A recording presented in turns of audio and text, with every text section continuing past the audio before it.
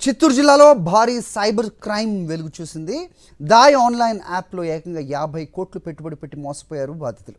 చిత్తూరు జిల్లా పలమనేరుతో వందల సంఖ్యలో ఈ యాప్ బాధితులు ఉన్నారు. పలమనేరు మున్సిపాలిటీ మెప్పాలో ఉద్యోగి ఈ స్కామ్లో కీలక పాత్ర పోషించినట్టు గుర్తించారు.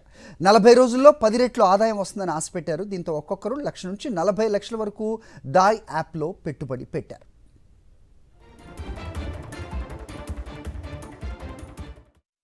కంటిన్యూ రోజుకి 300 వేస్తే 2 రోజులకి 30 రూపాయలు ఫస్ట్ స్టార్టింగ్ 300 వేయాల్సింది. దాని తర్వాత 12,000కి 12,000 ఎక్స్ట్రా 30 రోజులకి. దాంట్లో 15 రోజుల తర్వాత ఎక్స్ట్రా డబుల్ అమౌంట్ ఇస్తామని చెప్పి వాళ్ళు చెప్పినారు. దాని తర్వాత 33,000 శుక్రవారం వేస్తే శనివారం విత్డ్రా చేసుకోవచ్చు. మీకు కంటిన్యూగా మీ అమౌంట్ మీకు వచ్చేస్తుంది. దాని తర్వాత కంటిన్యూ డబుల్ అమౌంట్ వస్తాయి మీకు అని చెప్పేసి వాళ్ళు చెప్పడం అయింది. దీంట్లో వచ్చి పోలీసు వాళ్ళు ఉన్నారు, విఆర్ఓ, ఎంఆర్ఓ, ఇట్లా గవర్నమెంట్ ఎంప్లాయీస్ అందరూ ఉన్నారు. కాబట్టి ఒక నమ్మకంతో మేము డబ్బులు వేసినాము. ఇప్పుడు ఈ అమౌంట్ చూస్తే అంతా ఈ స్కామ్ అని చెప్తే ఇప్పుడు దీనికి న్యాయం అడిగేకి ఇక్కడికి వచ్చినాము. పని ఉండండి, ఏదో డబ్బులు వస్తుంది, రూపాయి ఆశపడి నేను చేసినాను డబ్బులు సంపాదిద్దాం అనేసి.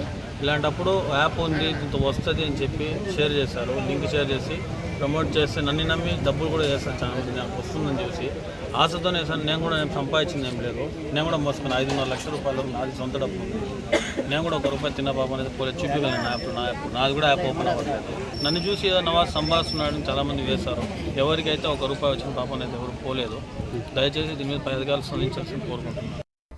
ఇది అంశంపై అప్డేట్స్ మా కరెస్పాండెంట్ మూర్తిని అడిగి తెలుసుకుందాం. మూర్తి, ఇలాంటి స్కామ్లు ఎన్ని బయటపడుతున్నా ప్రజల మోసపోతూనే ఉన్నారు. అయితే దీనికి కారణం ఒకంత అత్యాశ అనేది ప్రతి సందర్భంలో కూడా బయటపడుతూనే ఉంటుంది. ప్రస్తుతం ఈ ఘటన పూర్వఫలాలేంటి, ఎవరు దీని వెనక ఉంది, అప్డేట్ చెప్పండి. అది ఖచ్చితంగా ఈ యొక్క ప్రజల యొక్క అత్యాశకు వెళ్ళిపోవడం ద్వారానే ఈ యొక్క ఇలాంటి మోసాలు భారీ ఎత్తున పెరుగుతున్నాయి.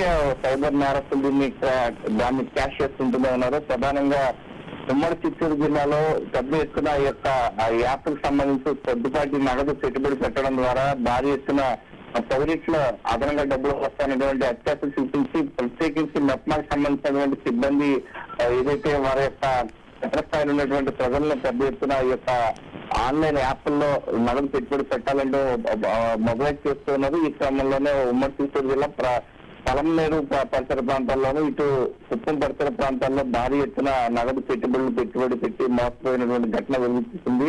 పలమనేరు పోలీసులకు ఘటనకు సంబంధించి తాము మోసపోయినటువంటి వివరాలు చెప్పడం ద్వారా తామంతా కూడా భారీ ఎత్తున నగదును ఇప్పటికే పెట్టుబడి పెట్టడం, చైన్ లింక్ సిస్టమ్ ద్వారా 1 నుంచి 10 మందిని చేర్చడం ద్వారా భారీ నగదు పెట్టుబడి పెట్టారు. ఈ క్రమంలోనే 50 కోట్లకు పైబడే బాధితులంతా కూడా మోసపోయినట్లు ప్రాథమికంగా తెలిసింది. ఈ యొక్క ఘటనకు సంబంధించి చిత్తూరు పోలీసులు, సైబర్ క్రైమ్ పోలీసులు విచారణ చేపడుతున్నారు. రైట్ మూర్తి.